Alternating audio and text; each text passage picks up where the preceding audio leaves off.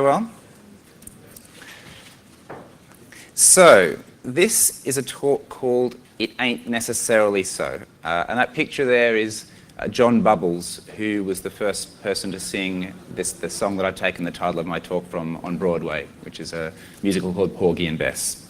So hopefully you'll see a little bit of sly meaning in the title of the talk later on as we get further in. So I've been giving Music as Code talks for a few years now. And I find it's actually quite a privilege because music is something that everyone connects to really well. So you don't really have to convince an audience that music is an important topic. But there's actually a few questions that I reliably get over and over again after almost every talk. And so what I wanted to do was give a talk where I kind of sum them up and give a deep and considered answer to them. So the first question people ask is, can I try it myself? And I think originally we had some pretty poor answers to that. So the original answer to that had to be, well, I don't know, do you use Emacs or do you use Vim? So kind of really unfriendly kind of power tool approach. But the examples for this talk will be online, so you will be able to try them yourself. And the second question people ask is, can this be used to generate music?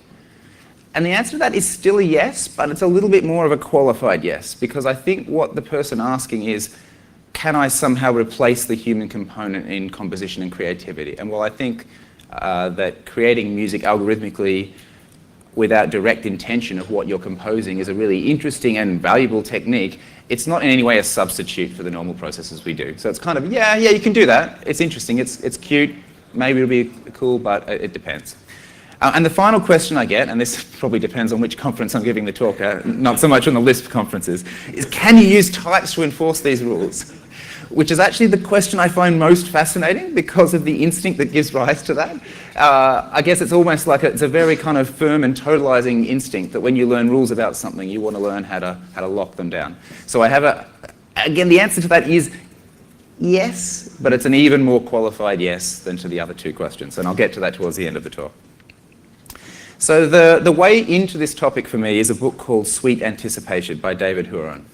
Which I just find an absolutely fantastic book. So it's kind of at the intersection of music theory, psychology, and information theory. So it's very rigorous in the sense that it is very precise and plumbs these ideas to their depths, but it's also very accessible in that it doesn't presuppose that much knowledge of the topic beforehand.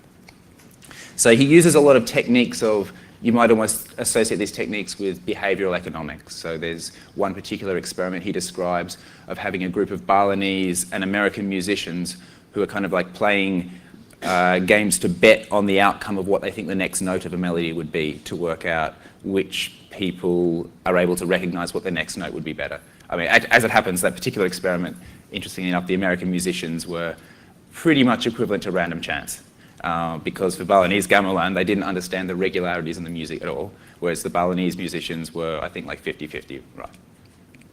And so he uses all these techniques and cites a lot of psychological studies in order to approach what happens when people appreciate music.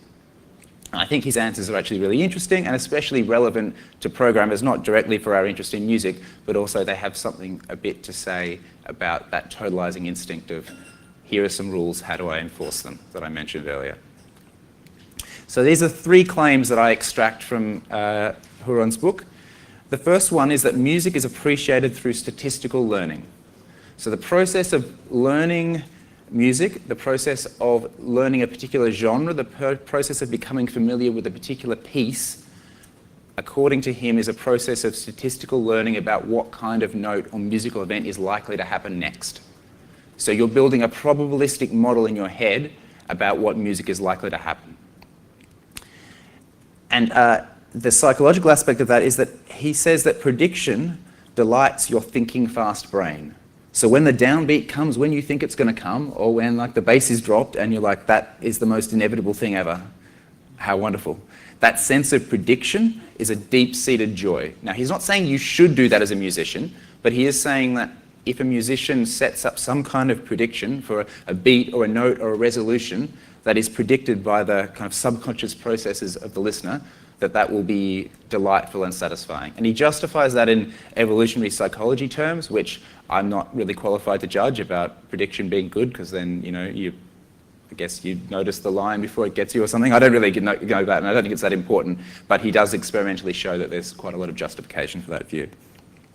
But he also says that novelty keeps your thinking slow brain interested. So if it weren't for the fact that then you need some kind of novelty or complexity introduced, then the best music of all would just be completely like just a metronome.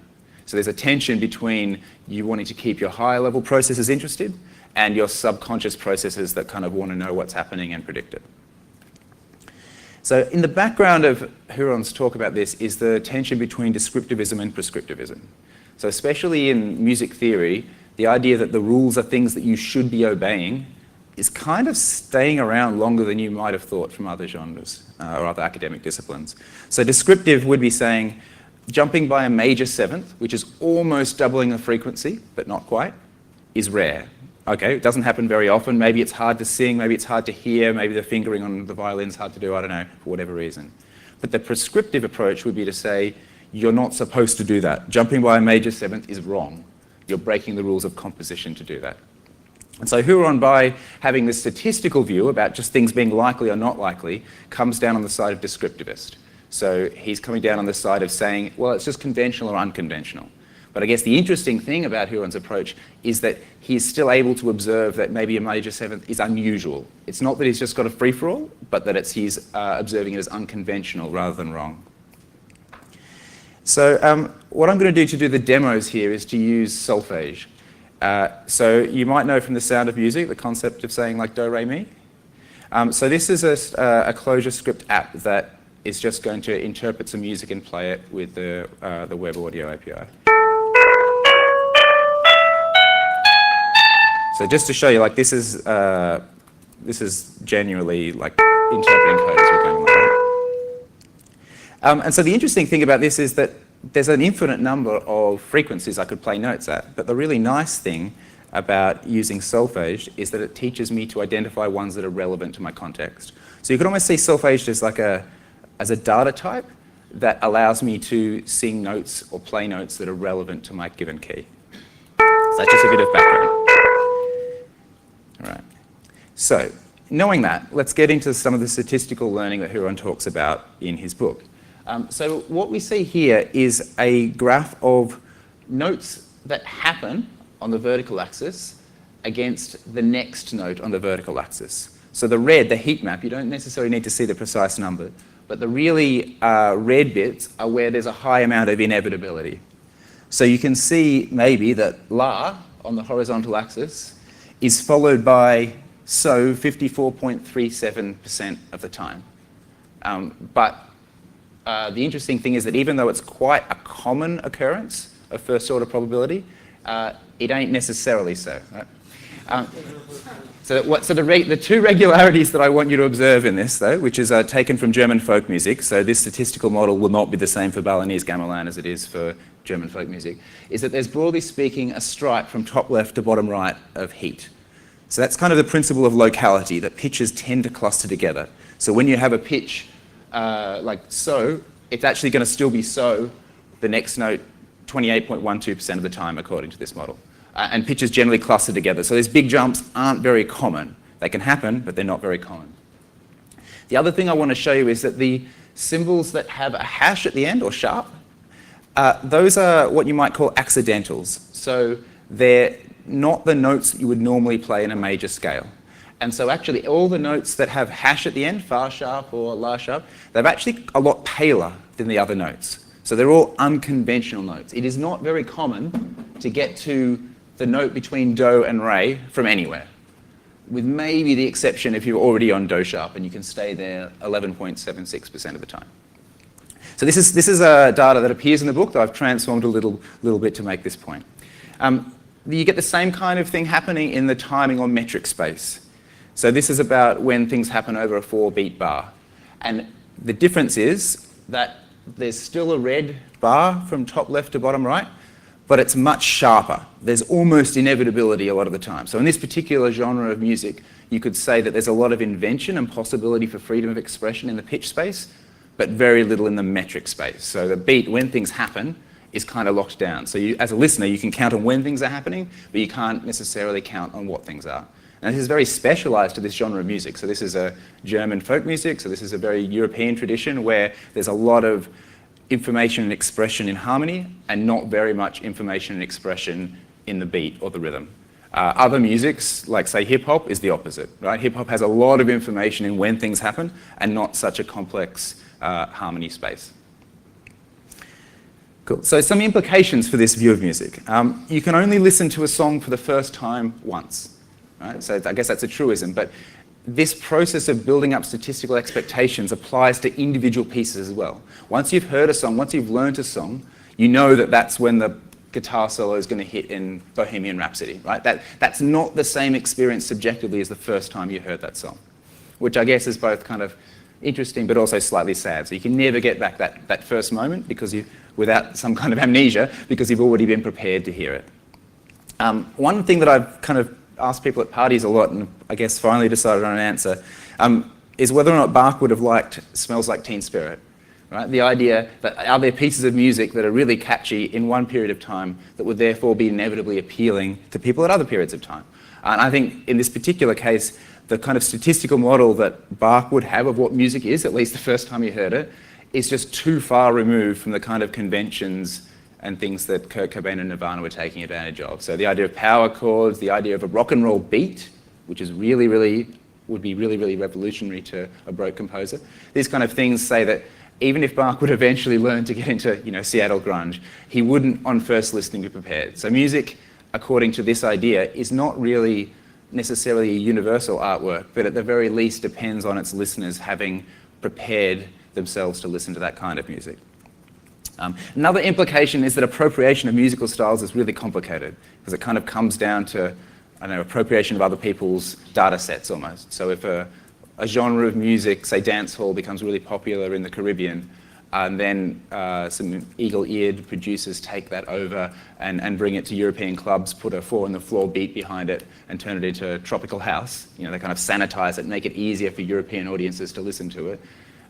It's not necessarily infringing on copyright, because it doesn't mean that a particular piece of music has been taken and stolen.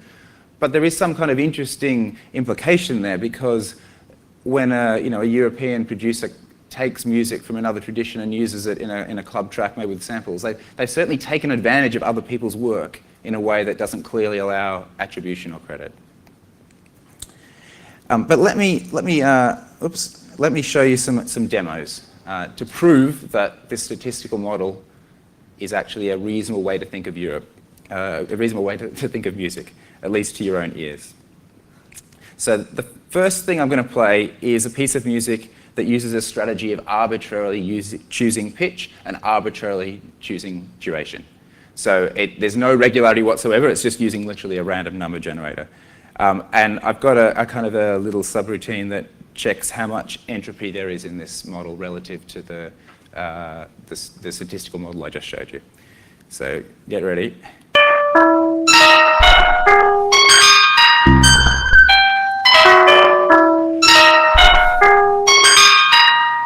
All right, so maybe that was enjoyable, I don't know. I mean, that's a certain effect, right? But it's also true that it is not following the conventions of the genre of German folk music, right? Other than maybe the instrumentation. Or the bell. No, but actually, the instrumentation is an interesting topic because the process by which listeners load which music schema they want to use in their head is based largely on instrumentation because it needs to happen really quickly. So the statistical evidence is that it takes about a quarter of a second to get a pretty reliable idea of what genre of music you're listening to. That's really quick, and so the only thing available to you there is like whether it's a bell or strings or whatever. In fact, apparently after about a second, there's very little improvement in the ability to guess what genre music's from, listening for more than a second. So that's really kind of random. So a slightly better statistical model we can do is to do it just based on how often the different pitches are. So in a major scale, so happens quite often. So this time what I'll do is I'll use some ClojureScript functions for weighted pitch and weighted duration, just based on an overall survey of how often the different notes happen.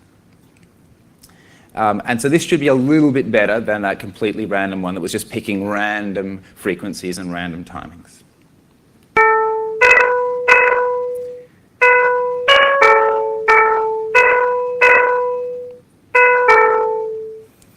So that kind of music sounds to me kind of a bit realistic, but a little bit dead so far. So I see that as being equivalent to the first example maybe being generating text by selecting random letters, and this being by selecting random words. You might get something that starts to feel to you like a sentence, but it doesn't really make sense. And while if you, the entropy, i.e. the surprise, is a lot lower, so the other one was like 500 or something in both the pitch and the metric entropy, it still doesn't really come to life. You can't build that momentum. You can't feel where it's going. So I'll play it one more time just to listen for that effect. And by the way, I am definitely relying on luck here, because for all these models, even the more permissive models could randomly generate a perfect tune if I was really unlucky.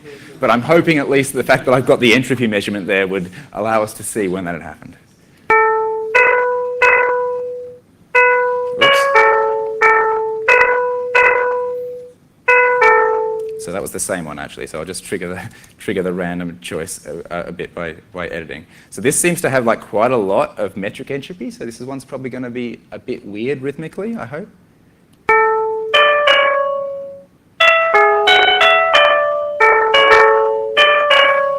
So it's very hard to predict when the next note is happening there, right? Or even when it's finished, right? So it's nice actually, just for demonstration purposes, that it worked out that way. That if you can't see, it's got 95.06 bits of entropy according to that model there. So quite a bit of randomness.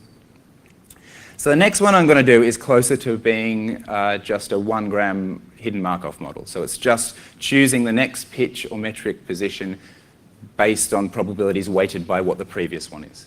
So it's not very sophisticated. There's a lot more sophisticated models you could be applying to this. Huron in the book also talks about chord progressions, all sorts of different things that happen in different contexts. But all this does is takes that same graph with the heat map that I showed earlier and tries to generate a melody. So this one looks actually like it might be a bit weird pitch-wise, because it's still got like 55 bits, which is still kind of highish, but the melody should make a bit more, the rhythm should make a bit more sense. So let's try this one, and then we'll see if we can get another one that's even more predictable.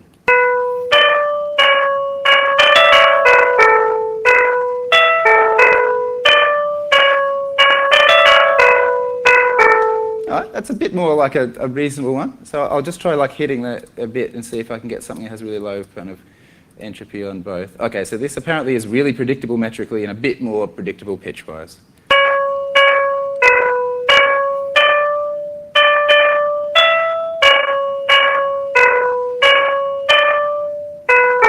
That sounds like a real melody, right? You would believe that if I told you it was an actual real one. Maybe it is. Like random chance could very happily have delivered that. So that's based on, just to recap, that's based on taking the previous note and using that to work out what the most likely next one is. Right. So what I'm trying to get at is that correctness in music is not really a matter of whether or not it is the allowed note or not, according to this view of it. There's a conventionality and there's a semi-permeable kind of space between a really conventional tune and a really unconventional tune. And the other side of things is that you don't necessarily want the most conventional tune possible. You want something that pushes the boundaries in one dimension or one direction, just, maybe not one direction, but just enough that, that you as a listener are interested. And so this is where we get a bit back into what this might mean for software. Whoops, clicked on that. So go past the statistical learning. All right. So there's this concept of a tower of interpreters, you might think. Right? So if we can compose melodies using the yellow things at the top, the solfege, that means that we're guaranteed to get frequencies that we expect down at the bottom level. So the solfege is going to turn into those notes named after letters of the alphabet, C, D, E, F, G. That's going to get turned into MIDI, which is every button on the piano numbered incrementally. And this gets translated using a function of called temperament to what the actual frequencies are. So there's an infinite frequency spectrum that we could be playing notes on, and that was actually what our first demonstration was based on, just randomly choosing notes on that frequency spectrum. But if we choose solfege as our data type, the interesting thing is that there's actually areas in each layer below it that are no longer accessible. So it's not possible for me to play 82 because there's no mapping from the top level there. And it's not possible for me to play 441 hertz if I'm using this kind of tower interpretation, because there's no solfege note that maps to it. So in some sense, this represents the make invalid states unrepresentable problem, right? If we sing using solfege, we'll never hit one of these invalid notes. But the downside is that maybe sometimes we want to.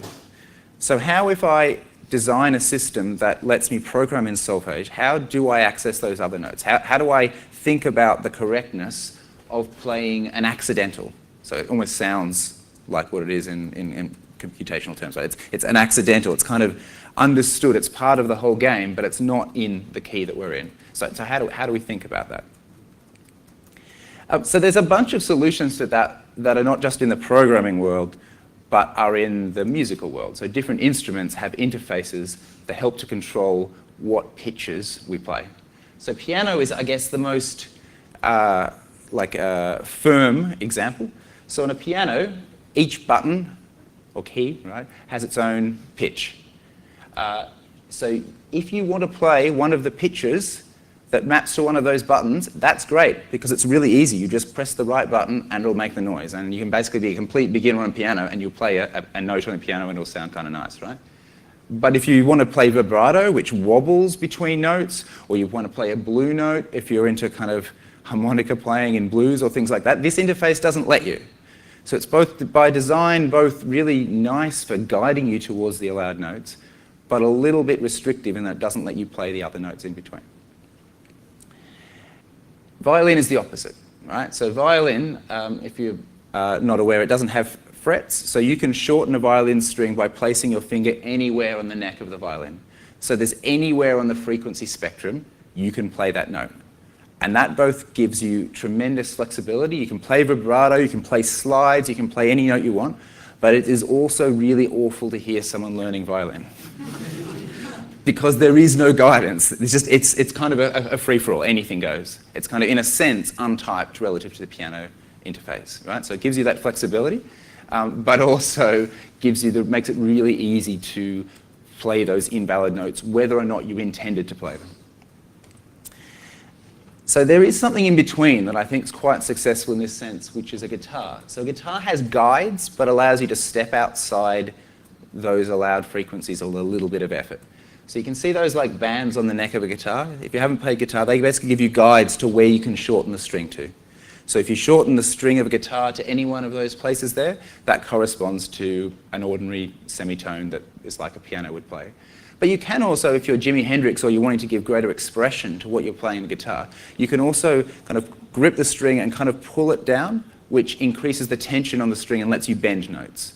So a guitar is an interface that has specific guidance to notes, but also has a principled way to let you step outside it. So what does that mean for programming? Well, I think that if you're going to answer the question of we can enforce musical rules using types, I think you're leaning towards that piano approach to types in music. You're basically saying anything within the bounds I've described as okay. You can play any of the notes on the piano, it's absolutely fine. Anything that's outside that, however I've defined the bounds, is impossible. And you've got that really firm boundary. So what I'm trying to do is describe what might be problematic about that approach.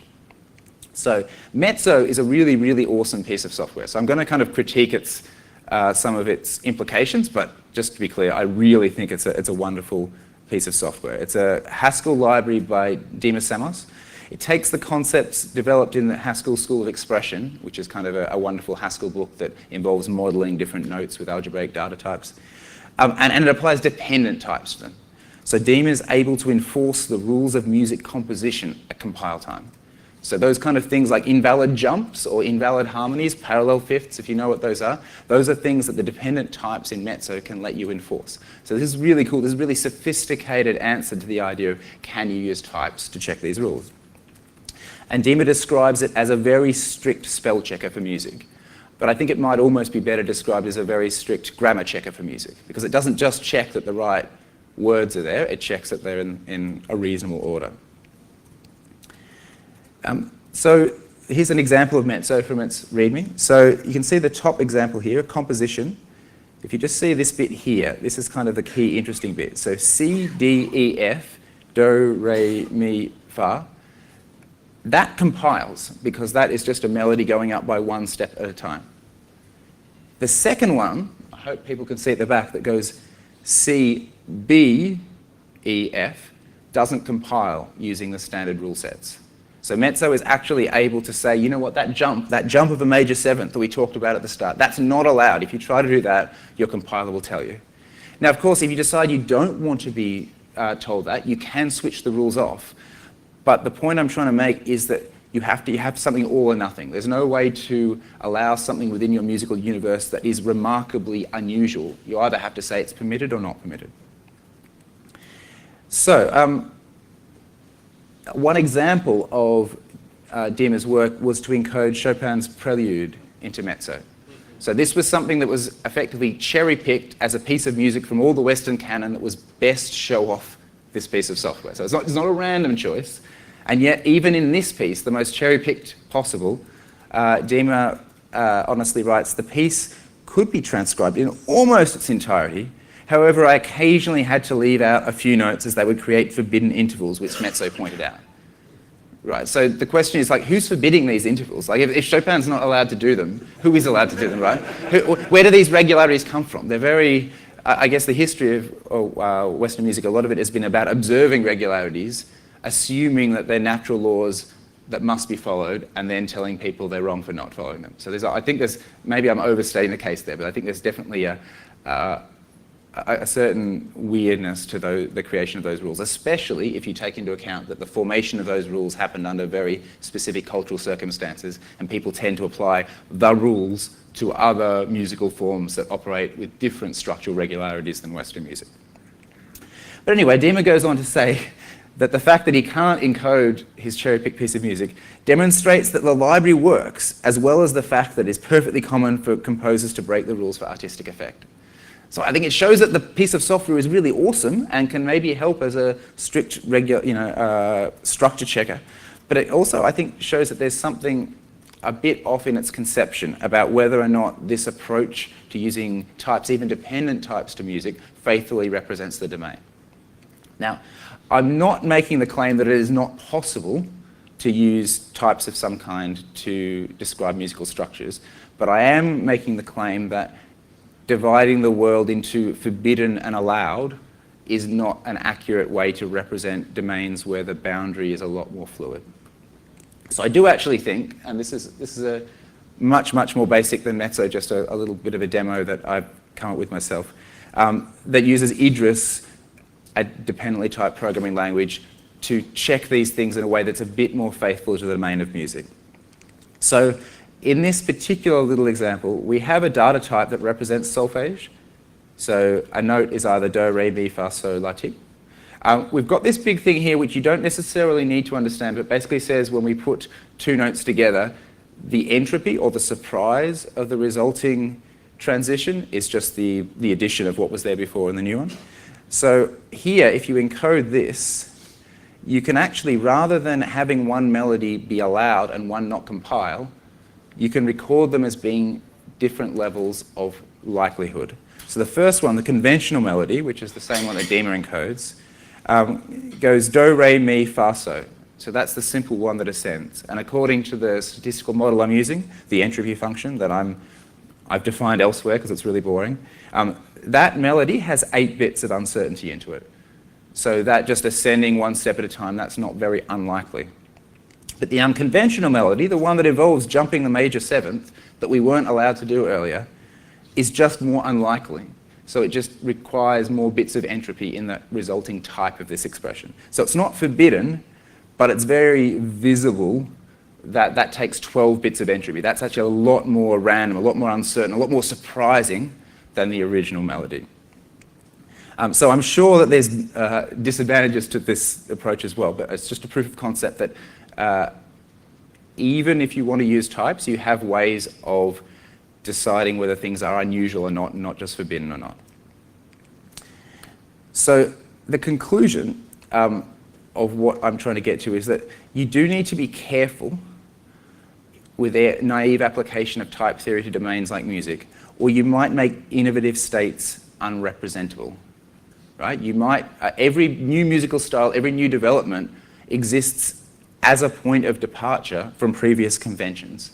That's the whole point of developing a new style, to go just a little bit beyond the boundary of what was there before. So you don't want in your system of rules to make the boundary firm, because that won't allow you to define what happens just outside the boundary. But also, you do care that the boundary is there. You want to make unusual states remarkable. Someone who's listening to a piece of music, who hears a really unusual note, a really unusual harmony, they register it as unusual. There is a genuine regularity that listeners of music have internalized about what they expect or don't expect. And if they don't expect something, it's not that it's bad, but it is something that they notice. So if you don't make that visible in your type system or your checking system in some way, then you're also not being faithful to the domain of music. You have to achieve that semi-permeable, boundary. So I do think that if you're determined to suggest that dependent types and types will be a great way of making it easier to think about music, dependent types do help. Like mezzo is really cool. I think there's other ways to do it. But you do have to work at it. So I don't think it's simple or straightforward or easy to describe the kind of statistical models or Markov processes that go into musical regularity in a dependent type language that will just make your life a whole bunch more easier. It might make your understanding of dependent types better. It might be really interesting. It's a very worthwhile project, but I'm not trying to imply that it's just as easy as that. And the final thing that I want to say is just that David Huron's Sweet Anticipation is really cool. So I've read few books like this that are simultaneously rigorous, combine different fields, but also are perfectly accessible for me. So I'd highly recommend, if you're interested in this general field, to give that a read. So thanks very much.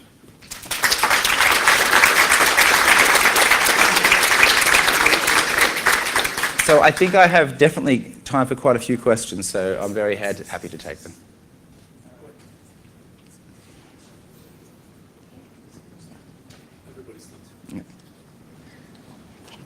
Oh, sorry.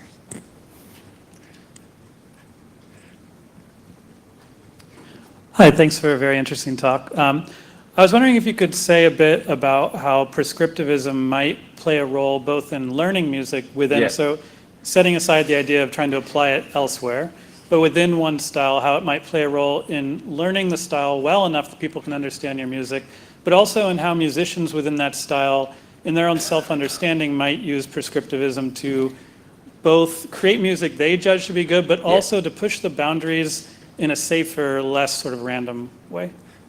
Yes, so I think it's definitely the case that you might start with simple models. So I guess a very clear example of that would be you might play a toy xylophone as your first instrument that just has solfege in it, and you've deliberately adopted a very restrictive structure, so it shrinks the space of things you could do so that you can find your way more easily. So I think that's it's definitely true. I think in those cases I wouldn't necessarily call it prescriptivism, because I wouldn't be, if I was a music educator, which I'm not, I'd be saying much the same way as people talk about the planetary model of chemistry. Not that you must think of it this way, but this is a useful tool to think of it this way. So I think there's a subtle distinction between telling people they're wrong from going outside it, or telling people that, no, the aim of this exercise was to work within this set of rules, this game, and you aren't following the rules of the game. So I think there's definitely a role for that. And I think also, when you're talking about, well, how do I make my improvisation interesting without being completely disconcerting? Yes, I think it's definitely true that musicians keep in mind some notion of the rules or the likelihood that they're breaking in order to step beyond it. I think that's absolutely true. And if there were no rules, you would be in completely, or no rules or no regularities, you would be completely in kind of a free jazz world where the listener wouldn't have any point of stability to jump off from.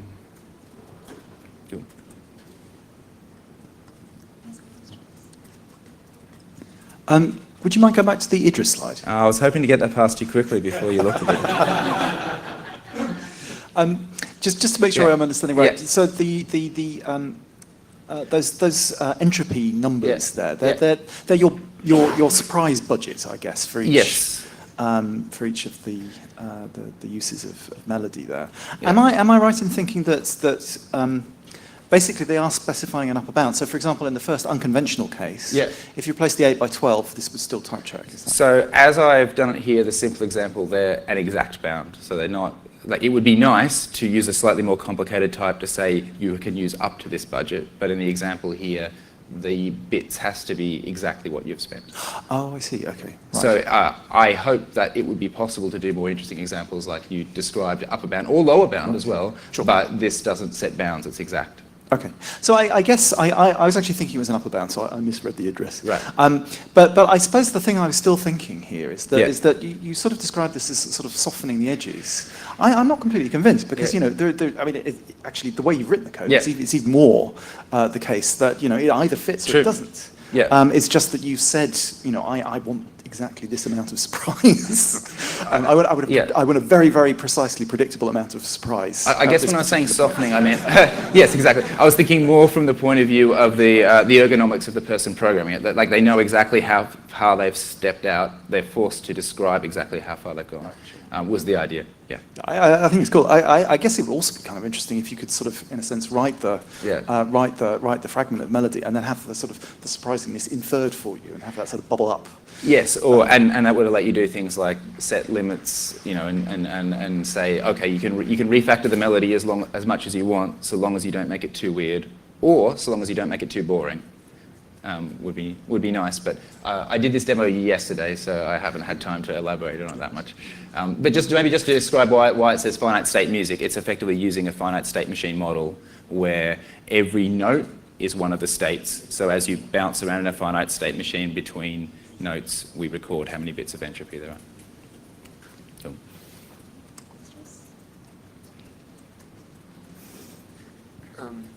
I was just wondering, would you happen to have any data sets about these note transitions so we can do our own statistical analysis? Well, the data sets that I used were from the summary that Huron gives in the book. So it might be that he links, I don't know if they're open data sets or not, but I basically transcribed and did some Excel, Google Sheets messing about with them.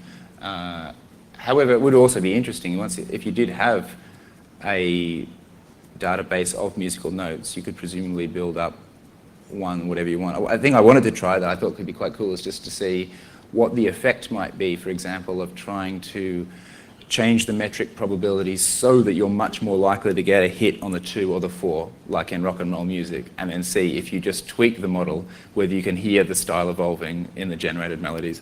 But yeah, unfortunately, I don't have the raw things to give you, but it's possible that somewhere they're accessible via Huron's research. So Chris, hi. Oh, hey. Great talk. Instead of using these statistical models for generating music, what about for analysing music? So your example, well, you can take a Caribbean dancehall and then stick a 4 to the floor beat on it. But maybe we can play some music at a machine and have it tell us, well, hey, this is a, conventional 4 to the floor house beat, but with Caribbean dancehall influences in the melodies or whatever. I think you could definitely do genre analysis, for example, by listening for those regularities. Like in the same way that there are like JavaScript libraries that'll syntax highlight particular programming languages just by looking for regularities and how often things occur. I think one of the tricky things is that because these things are done by the human brain, there's actually a lot of other levels that go into defining genre, in particular the sound and texture of instruments. So I think you would get some answers and you would get interesting answers. You would say, oh, this is like a dancehall song and that it's using all those conventions, but actually the metric quality is more like a whatever, something else. I think you could definitely do that kind of musicology on it, but I think to really get something complete, you have to go all the way up the levels of the human brain to context you hear it in. Am I in a concert hall, yes or no? How do I associate this music with other things in my life? But yeah, I definitely think you could use that for analysis, reverse. That's a good idea. Hi. So I'm a bit skeptical about using a type system to model the relationships which are inherently statistical, and even this statistic is culturally dependent. So how would, for example, this type definition with entropy, how would it look for different culture, non-European culture? Would you need to change essentially? So using this kind of just basic first order model, so I also, well, I don't necessarily share your skepticism, I share your like doubt maybe, because I don't know how you would do this in a sophisticated way. This is just a way I think you might be able to approach it. But basically this entropy function, which exists at the type level, this is the bit that encodes the particular genre of music. So long as the genre of music you were studying still had first order probability as a reasonable organizing principle, that the previous note was a good way to predict, you would be able to substitute this definitive entropy for another weighted one and get something different. But I definitely would say that this is indicating a way you might approach it. I'm not in any way claiming that this is a proven technique or a solved problem. Yeah, we would have time for one last question. Please fight it out between. Mine is about jamming. There you go. And yours? You get to pick the question. Oh, okay. All right, let's go to the jamming one since everyone's heard it now. So that. Hello, hi, Leandro here from Spotify. Hey. I was wondering if you have put any thought into how will you use this to essentially define sort of a base to jam to. Right. But keeping in mind the consideration that while you do jam, this entropy level bounds that you talked about might change radically. You might even change the whole key. Yeah. So I guess what you might be referring to is a practice called walking the bass. Is like one example of a real world thing where a bass player doesn't have a deterministic idea of where they're supposed to go, but they have some probabilities about where the rest of the band is likely to be pleased for them to go. So I think you could probably have automatic accompaniment. I think definitely a step that I haven't done yet that would be interesting is Huron talks a lot about chord progressions as well as individual melodies. So the likelihood of the fourth chord following on from the root chord and things like that. So I think in order to do that successfully, I think you could do it. I dare say it would be interesting for practice, but probably not be sharp enough to substitute for any kind of realistic playing. But I think it's a good idea. Maybe yet. Maybe. Well, that's always Thanks a lot. like the no true Scotsman argument for computer science, right? It's either is good enough or it just isn't good enough yet. There's no way to ever refute the idea that it will become. Cool. All right. Thanks very much. Okay, thank you. Cheers.